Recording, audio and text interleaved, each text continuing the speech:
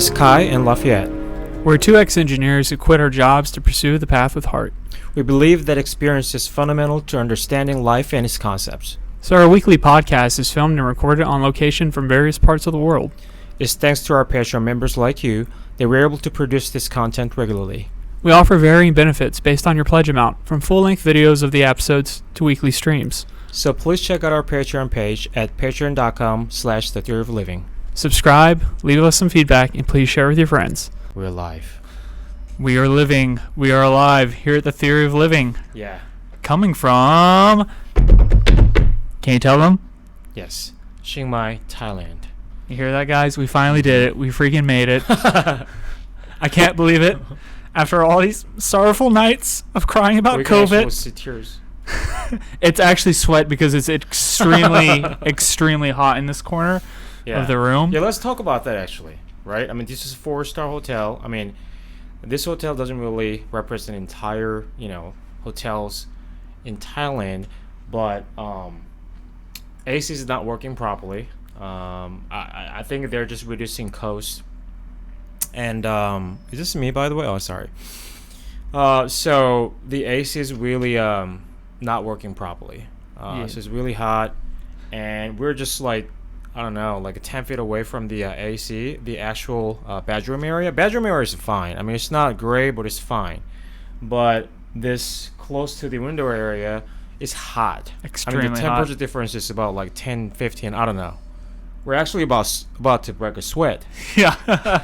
And we've just started. Yeah. Also, when you say 4-star hotel, for the people out there hearing, it was 600 baht a night. Yes. Which is cheap. Very like cheap. $20 a night, basically. Yeah. So, $10 each. Yeah. I mean, this hotel, I am not going to, say a name of this hotel, but this hotel seemed to be very old, right? Historical even. I'm sure this hotel was luxurious at first and very, popular at that time. Yeah. But seems like because of the dying tourism in Thailand, they're reducing costs just by any means they can right now. Yeah, it's understandable. And there's a lot of work to be done. But it's amazing. One thing of interest that we've talked about and we've seen is, despite the fact that there's not a lot of business going on right now, that every shop you go into is extremely staffed, like well staffed. Yes. And we have to look into as to why that is. Maybe culturally they've kept a lot of people on, despite that maybe there's some type of stipend the government's providing. But it's hard to imagine a lot of places even like this that can still maintain a staff with relatively little to no guests and almost no tourism. But that's for another episode. What we're talking about 100%. today is one of my all-time, probably the biggest love of my life as far as like physical activity is concerned, but rock climbing. Yeah. I mean, this is almost kind of nonsense that, we could have talked about this anytime, even in Phoenix, but we specifically chose this time because... Well, we're going to be going to Krabi, or Krabi as we were made fun of for calling it. I guess it's properly pronounced Krabi. There's, Tonsai and Rayleigh, known for their limestone cliffs protruding right from the ocean, right off the beach. Just amazing, amazing sport climbing. Right. But we're not there yet. Not yet. But we're going to be there soon. Yeah, and not to mention, there's some climbing here, Crazy Horse, but we don't really know anybody in the area to go and get out there. We met some locals, so potentially before we leave the area, we'll go climb out there. Yeah, for sure. But I'm looking forward to being on the beach. Yes, I'm ready for it. So basically we came here, we talked about this, many times on our podcast. Finally happened. We arrived in Bangkok, Thailand last week, right? The 2nd of March. And we went through the first PCR test. Fortunately, we tested negative. And then we stayed in Bangkok for about a week, right? Yeah, a little over a week, I think. Yeah. And then we just came to Chiang Mai 2 days ago. Been amazing. I think Chiang Mai is way better than Bangkok. Yeah. Bangkok's your major city. It's similar to a lot of other major cities around the world. Yeah, there's some cultural differences, but primarily it's shopping, eating, all the things that you would have in a large city, all the Right. accommodations, commodities, and things of that nature. And don't get me wrong, we had some fun there. We saw some cool things and met some awesome people, awesome Thai people, you know, that are very kind. But it is so much more relaxing being here, closer to you know, a mountain area, and just more laid back. And interestingly enough, like we mentioned, or sorry, not that we mentioned, but we were told that even the language and the dialect is slightly different here for the Thai. So everything's slightly different, very similar but slightly different, and very appreciative about it. Yeah. So, but anyway, yeah, we can make that for another episode, for sure. But today we're going to talk about climbing. Yeah. I mean, you want to talk about like how long you have been climbing and how you started, just briefly? I mean, obviously we can talk about very details of everything, but we will probably talk about more generic things about climbing today. But I mean, obviously it's important for you. Very, I mean, you love it. I mean, I started to become, you know, more enthusiastic climber. Pretty new still, but anyway, you want to talk about that a little bit? Yeah, so I mean, I think the first time I was ever introduced to climbing was probably when I was living in Colorado. I wasn't a climber at the time, and I always saw these guys climbing these huge walls, you know, whether it was like National Geographic or whatever magazine, and I thought that is so badass. I was like, man, I wish I could do that, because to me I thought that was just an elite skill that only the most athletic people, you know, sponsored and things of that nature could actually go do. I had no idea that you can go, anybody can learn how to climb and go climb pretty much big mountains, and you can literally portaledge, you know, which for those out there who don't know what that is, it's when you literally are sleeping on the mountain, right? So you're locked in and all that. You have kind of a bed type apparatus there, all your gear with you, and you sleep on the mountain. And to me, I always just thought that was like so adventurous and so wild and so appealing. And I didn't get into it. I mean, I had a pair of shoes. I went once or twice because I had friends or family members that wanted to go to the gym or something like that. But I wasn't a climber, not even close. It was just something randomly did, you know, something that a lot of people have experienced. Like maybe you had a birthday party, maybe there's a rock wall that you went and climbed. That was my experience. And then 2000, I believe it was 16, I think, because we actually started together. Yes. Back in Austin, Texas, at Austin Bouldering Project. We went and started together, and I immediately fell in love with it. Yeah. Because I'd always had the background in parkour, gymnastics, huge into weightlifting, and I was primarily a weightlifter at that point in my life, and it was always very enjoyable to try to get more mass or stronger, things like that. But I kind of felt like pointless. Like, what am I doing? This isn't really going anywhere. It's just lifting for lifting's sake and aesthetics and things of that nature. And then when I got to engage in a physical nature while also problem solving, and then on top of that, I was outside in nature, exploring things, doing things that I thought were beyond me that only professionals could do. And I was very fortunate because I met an Australian climber who literally showed me the ropes. You know, the first day out, I'm following trad. We're doing like sketchy things in Enchanted Rock. And he's like, you cool with this, man? I'm like, yeah, dude, let's do it. Let's just go with it. Yeah. And then the very next day, I was lead sport climbing. And then literally 2 days after that, I was leading trad. So I was thrown right into the fire of it. And I think it was a very fortunate experience for me because the guy he was a seasoned, you know, as a veteran. Shout out to Luke, you know who you are. Yeah. And so I really got this feeling of sense of adventure that I never had. I've always so desired. You know, I always felt like I was born in the wrong time period. Like everything's been discovered. We've all heard this adage before, you know, like there's nothing new to be discovered. But in climbing, the world was made new to me. And there was all these beautiful places that I could go. Yeah. You could plan vacations around your hobby. And I always thought, wow, this is exciting. And I just kept wanting to get better and better and better. I'm still on that path. So that's how I got into climbing.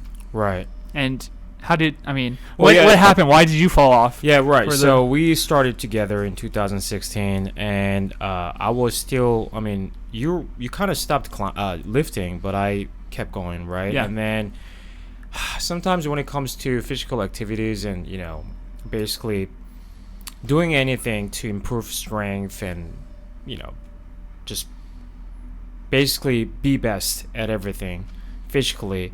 So I was just pushing too hard. I would lift in the morning or during the day, and then I would climb in the evening. Yeah.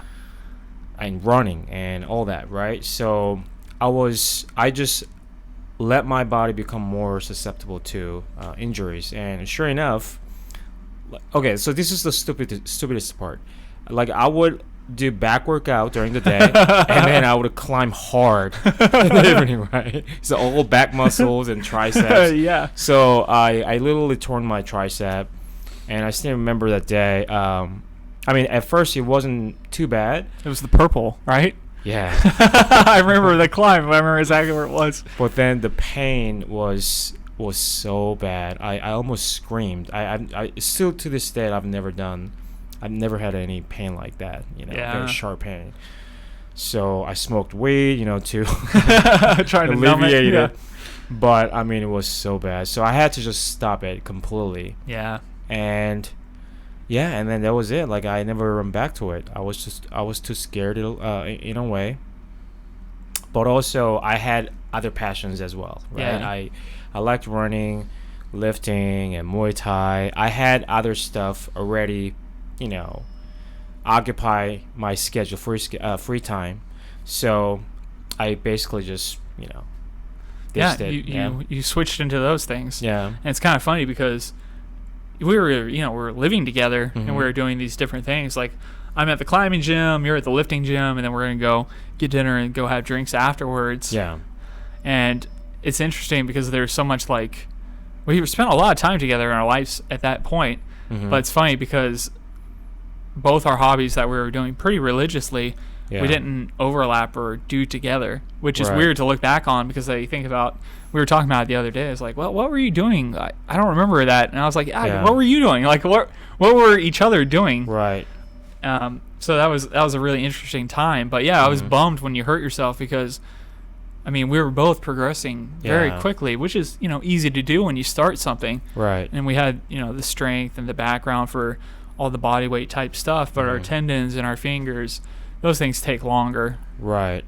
And that was, that's something to look out for, because climbing especially, or gymnastics, anything of this nature where you're loading the tendons and the ligaments, things that take years to develop, it's easy to apply too much tension and overwhelm it mechanically, and you can fall, cause injury, and all these other things. So when you're new to climbing, you have to be very periodic in the way you approach it. Even though you're stoked and you're excited, you can't go every day. Yeah. Or you shouldn't, for the sake of your muscles and ligaments and all those other things. And that's a hard lesson to learn, that honestly up till probably this year. Right. And then there are so many factors, right? I mean, when you said that you should do probably every other day, but then that also is not the most accurate way to judge it, because it's based on, how hard do you climb that day, right? So there are so many factors. As far as I mean, this applies to other sports as well, but I think it's more applicable to climbing, because I think there hasn't been, relatively speaking, many studies on the relation between injury and even like measuring the load on your muscles and tendons. I mean, we can't really quantify those things, and yet accurately, at least there haven't been a lot of studies on that. So it's kind of, I guess, how we do it is anecdotal, like trials and errors and things like that. That's the hard thing. There's some studies, but they're based on a specific hold depth, type of hold, position of your hand, whether it's full crimp, half crimp, open hand, how the tendons are loaded. But unfortunately, that doesn't do a direct representation of when you're climbing, because the holds are varied. The amount of weight you're putting on your hands varied based on your feet, position of your body, your hips, and all these other things. Yeah. And when you're new to something, you came in because a lot of these things don't necessarily have you don't have proprioceptive feedback, like nerve endings and some of these sensations that you're just not aware of. So you don't even know how to gauge, I'm at the threshold. Right. Like, I've used too much energy. like I'm at risk of injury right now. Mm-hmm. So it's incredibly difficult, and a lot of people unfortunately just have to learn by this process of trial and error, where you get hurt, okay, you back off, you try to like moderate, and then you do something else, then you get hurt again, and it's just like very painful process for most people, and they stagnate. They never actually get past the stage where they're at because they either keep getting hurt or they're not loading their tendons properly enough to strengthen them. Right. And it's like you said, it's a relatively, it's not a new sport, but it's exploding in popularity. Right. So there's a lot of misinformation out there, not good information, and not to say that's intentional. It's not disinformation. Right. It's just we don't have like robust studies Yes. around a lot of these things. And also, this is where experience is such a valuable thing. Right. Because it's personal. It's made for you in that regard. Your feedback of what you've gone through to help with you. And I think a lot of people run into the situation with climbing. I see it all the time on the forums where they're looking for answers from other people. And they don't really have a methodology that they can apply what works for them. I get it. We want to quantify everything. Yeah. Like, we want to live in a quantifiable world, but unfortunately, most of climbing is qualitative. Even the grades. So there's, in bouldering, we use in the U.S. like the Waco system. So it's I'm going to say it starts at 0. It doesn't start at 0. There's some things below that, all the way to V17. And those grades are not linear. Yeah. And depending on the style of the climb, for example, if it's V4, you're in a cave, you're overhung, maybe you're really strong. The holds are going to be bigger, right? Sorry to cut you off, but for the audience who don't know anything about climbing, can you explain them, difference between bouldering and other types of climbing? Of course, sorry. So you have several different disciplines of climbing. If we were to compare it to something like gymnastics, you have different categories or different events. So they're all types of gymnastics or all types of climbing.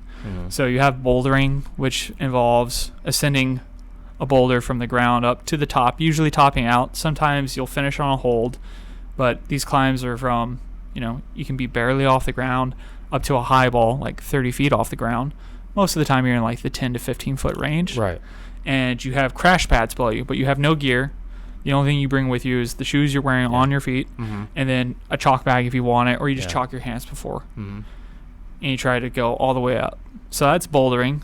That's my favorite because it's typically awkward and requires you to engage your body in very more strenuous positions, more power, typically short. There's longer problems, but not something like sport climbing. Yeah.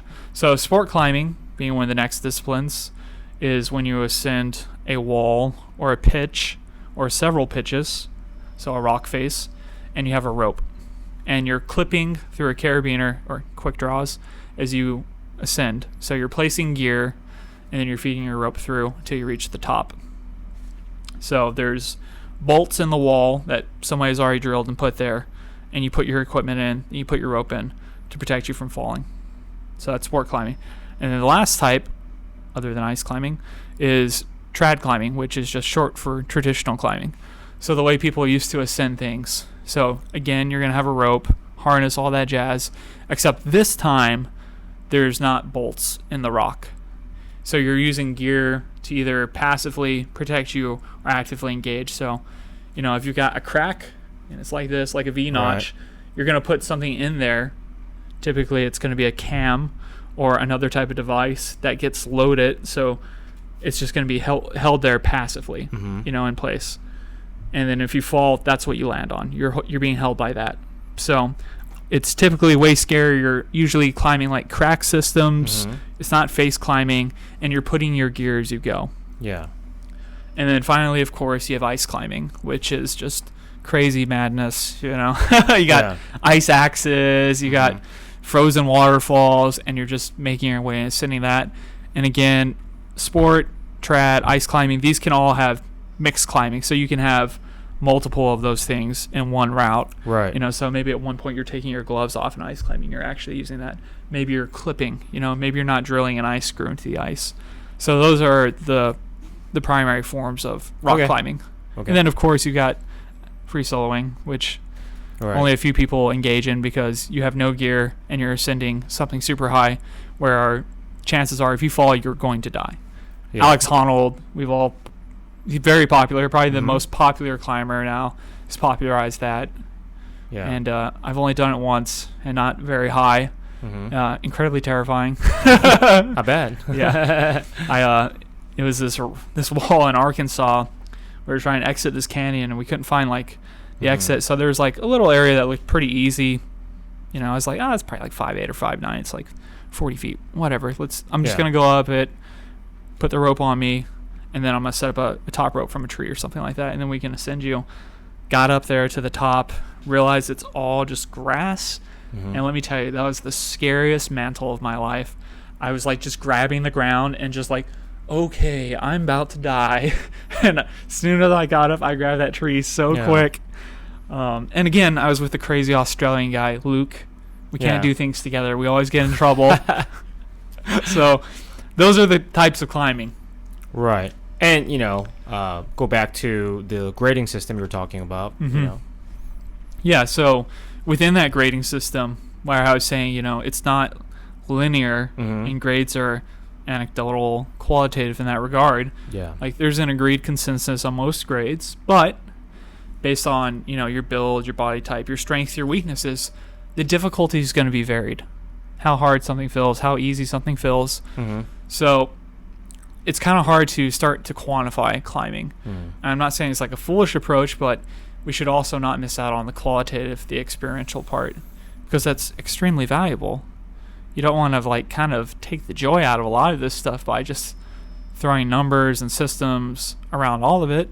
Like, yeah, you have to grade things to let people know it's safe, it's unsafe, how close to your skill level can you do it, of course. But one of the joys of climbing is the extreme personal aspect of it. Right. Yeah. But what would you say? So you've done everything but trad climbing and ice climbing. Yeah. Do you have a preference? Bouldering for sure. Yeah. Because I'm still terrified when I go up too high. I know we were looking over the railing. You're like, oh, it's kind of scary. Yeah. But I'm sure I'll get better. So I'm looking forward to it, especially in Krabi. I don't know if there are multi-pitches there. There are. Yeah. Oh, okay. Yeah. Cool. Yeah. Yeah. Looking Yeah. forward to Actually, it. we went and did your first multi-pitch the other day with our friend Marty Yes. in Sedona, and that Right. was quite the Yeah, experience. You quite want to an talk a bit experience. about that? Yeah, so that was my first multi-pitch, and we got there in the morning, really relaxed, and then the routes were pretty easy. That's what I was Mhm. told. And then we got up there. It was, by the way, it was really cold, and we had an additional backpack, and but it was relatively warmer down there on the ground level. So we went up. The climbing itself wasn't too hard in my opinion, Mm-hmm. but again, just fighting the fear, right? I mean, that was the one thing first of all, and then we kind of miscalculated the timing, and then when we got to the last pitch, it was getting dark, right? Yeah. And we were expecting to actually have some sort of Walk off. Yeah, walk off, but there wasn't any, right? So we started actually freak out, but then anyway, we got to the top, and then we started rappel down, but it was dark, Yeah. pitch dark, and then we didn't have flashlights. No headlamps. No headlamps. Just our phones. Just our phones. But the problem is, that was my first time doing it. I mean, if I had done it before, then yes, I could have done it easily. I mean, that wouldn't have been too much to do, because you have muscle memories and things like that when you do certain things, many times.